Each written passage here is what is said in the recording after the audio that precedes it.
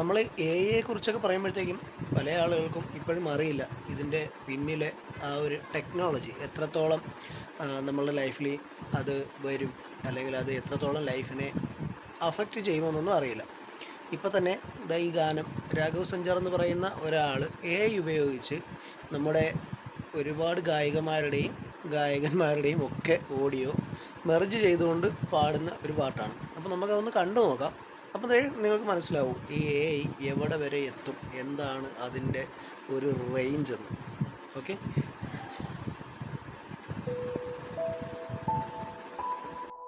ಮನಿಗೆ ಮಗೆ ಹಿತೆ ಮುದುವೆ ನೂರ ಹೆಂಗುಂ ಯಾವಿ ಅವಿಲೇವಿ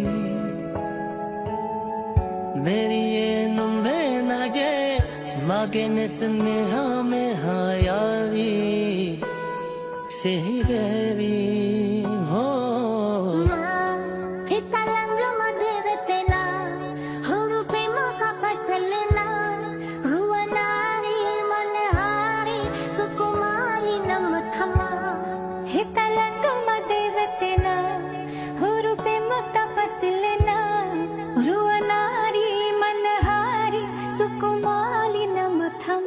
ಮನಿಗೆ ಮಗೆ ಹಿತೆ